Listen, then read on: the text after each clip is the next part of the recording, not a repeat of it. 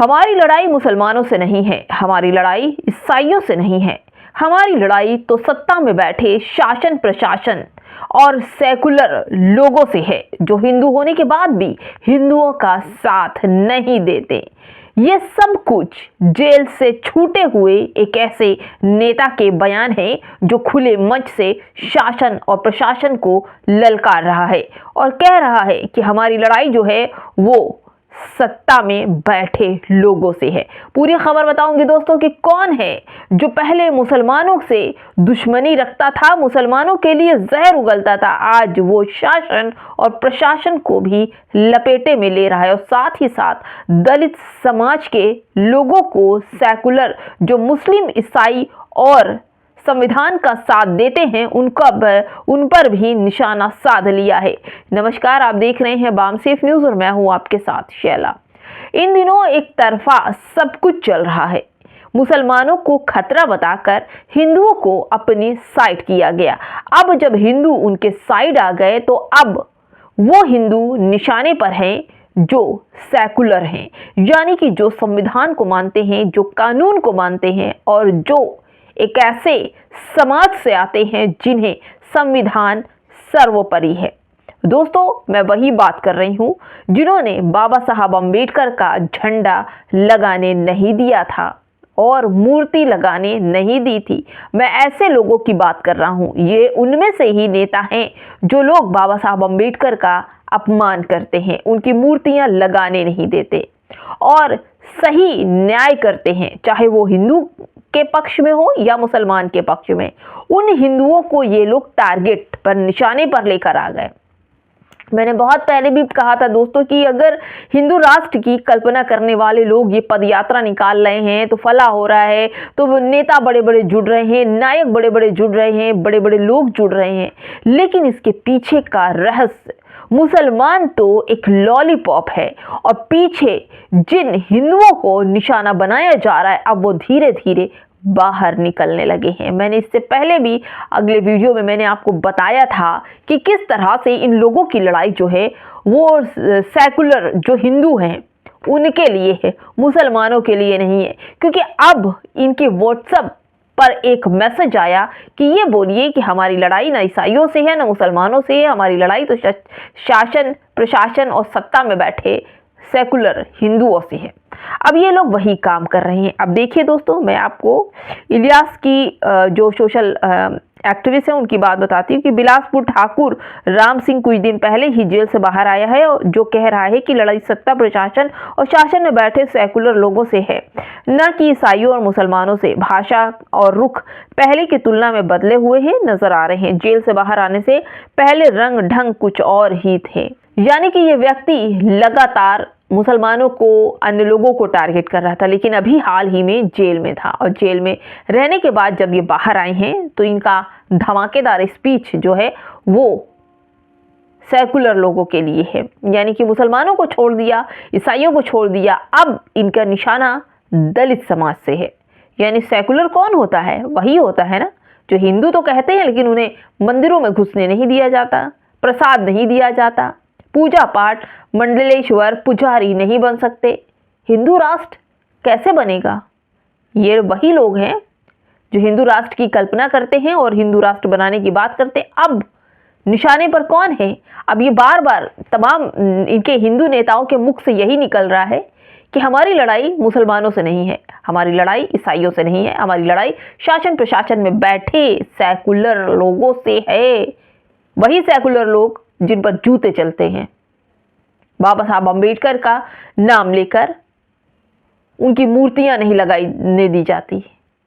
दोस्तों, मैं आगे और भी बताती हूँ, खबर और भी बताती हूँ, बहुत सारी खबर है। देखिए दोस्तों, ये द मुस्लिम स्पेस की ही खबर है कि हम वतन परस्ती के नाम पर ईमान नहीं छोड़ेंगे। मतलब एक मुस्लिम जो कहते हैं कि जो मुसलमानों के सरपरस्ती में हैं, जिन्हें अपनी इज्जत और मान सम्मान की बात है, वो खुद आकर कह रहे हैं कि हम वतन परस्ती के नाम पर ईमान नहीं छोड़ेंगे। जंग आज़ादी में पेशावर में 455 पठानों ने अपने सीने पर गोलियां खाई। मुजाहिद खान अब्दुल गफ्फार खान ने ऐलान किया, इनका नाम मुजाहिद खान अब्दुल गफ्फार है, जो लगातार मुसलमानों को जो लोग निशाना बना रहे हैं उनके लिए उन्होंने कहा है कि 455 पठानों ने सीने पर गोलियां खाई थी उस वक्त जब आज़ादी का दौर चल रहा था। और आज मुसलमानों को आतंकवाद, जिहादी तमाम तरह से उन्हें जोड़ा जा रहा, उन पर जुल्म सितम जारी हो रहा। उसी पर अब्दुल गफ्फार खान ने ऐलान किया कि अगर किसी के सीने के बजाय पीठ पर गोली हो तो मैं अपनी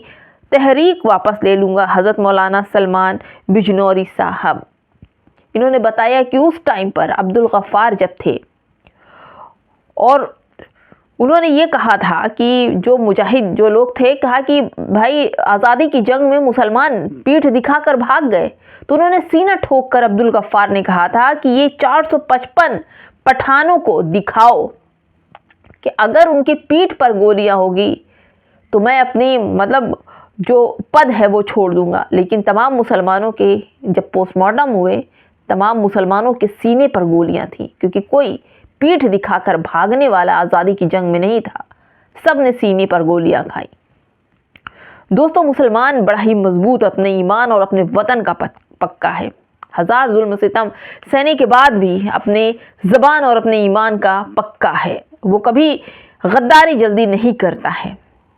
दोस्तों, रही बात भले से वो चोरी करे, चकारी करे, लेकिन जहाँ पर अपने ईमान, अपने वतन की बात होगी तो वो यही अपने वतन पर जान दे देगा, लेकिन अपने वतन से गद्दारी नहीं करेगा। दोस्तों, आपको बता दूं कि जिस तरह से ये हिंदू नेता बार बार, एक तो गुज्जर हैं, एक गुज्जर नेता है, वो बार बार झूठ बोलते हैं, कहते हैं कि मुसलमान जो हैं हिंदुओं की आबादी खत्म कर दे रहे हैं, मुसलमानों की आबादी बढ़ रही है और हिंदुओं को रहने के लिए जगह नहीं है और इनको हटाना बेहद ज़रूरी है। इन पर बुलडोज़र चला दो, इनके मदरसे मस्जिद सब हटा दो तो इनकी आबादी कम हो जाएगी, क्योंकि मुसलमानों के बहुत सारे बच्चे होते हैं।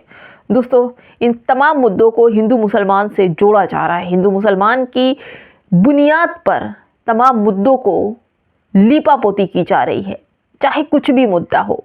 लोगों की सुरक्षा का सबसे बड़ा मुद्दा है, लोगों की रोजगार का सबसे बड़ा मुद्दा, लेकिन हर मुद्दे के पीछे हिंदू मुसलमान करके छुपाया जा रहा है। दोस्तों, हाल ही में बिहार में चुनाव हुए हैं और उसके बाद वहां पर एनडीए की सरकार बन गई। जैसे ही एनडीए की सरकार बन गई, वैसे ही वहां पर समस्तीपुर में कई बुलडोजर पहुंचे और वहां के गरीबों के मकान तोड़ने शुरू हो गए, क्योंकि चौड़ी करड़ करना है वो जरूरी है और बिहार में अब चौड़ी करड़ शुरू हो गया है। जिन लोगों ने एनडीए को चुनाव में जिताया, अब वो सर पर हाथ रखकर रो रहे हैं, क्योंकि जब बाबा का बुलडोज़र बिहार में पहुंचा था तो लोगों ने बुलडोज़र की बड़ी तारीफ की थी, बुलडोज़र। और आज समस्तीपुर में गरीबों की झुग्गी झोपड़ियों पर बुलडोज़र चल रहे हैं। जिनके मकानों पर स्वास्तिक बने हुए हैं, उनके मकानों पर भी बुलडोज़र चल गए। यानी कि सिर्फ मुसलमानों के मकान नहीं जमींदोज हो रहे हैं समस्तीपुर में, जहाँ तहाँ। अभी दाल मंडी में देखा, बनारस में क्या हुआ, वहां पर भी हिंदुओं के घर पर बुलडोज़र चल रहे हैं। दोस्तों, चाहे गुजरात में आप देखिए 900 घरों पर बुलडोज़र चल गए, महाराष्ट्र में देखिए, क्या सिर्फ मुसलमानों के घरों पर बुलडोज़र चल रहे हैं? नहीं दोस्तों, जिन लोगों ने समर्थन किया था कि हाँ मुसलमानों के घर पर बुलडोज़र चलना बेहद ज़रूरी है, तो उनके घर पर भी बुलडोज़र चल रहे हैं। दोस्तों, हिंदू, मुसलमान, गरीब, दलित, पिछड़े, आदिवासी, इन तमाम लोगों के घर पर बुलडोज़र बड़ी ही मुस्तैदी से चल रहे हैं। धर्म के नाम पर लोगों को जो अफीम चटाई है, लोग उस नशे में झूम रहे हैं और उस नशे से अब बाहर ही आना नहीं चाहते, क्योंकि सरकार ने जो धर्म का झंडा थमाया है और जो धर्म की अफीम चटाई है, अब उसका नशा दोस्तों चढ़ गया है और अब इनके लिए कोई भी मुद्दा मायने नहीं रखता है। केवल और केवल हिंदू मुसलमान के मुद्दे पर, चाहे वो हिंदू नेता हो, चाहे साधु संत हो, तमाम जहरीले बयान रोज आते रहते हैं। दोस्तों, गरीबों का कोई नहीं, क्योंकि हिंदू नेता यही बोल रहे हैं कि हमारी लड़ाई ना तो हिंदुओं से है, ना मुसलमानों से है, ना ईसाइयों से। हमारी लड़ाई केवल और केवल सेकुलर हिंदू शासन प्रशासन में बैठे लोगों से है। कौन बैठा है? जिनके ऊपर जूते चलाए जाते हैं वही लोग हैं पद पर, ऊंचे पद पर। बाकी तो मुसलमानों के कोई भी पद मुझे दिखाई नहीं पड़ते कि ऊंचे पद पर हो।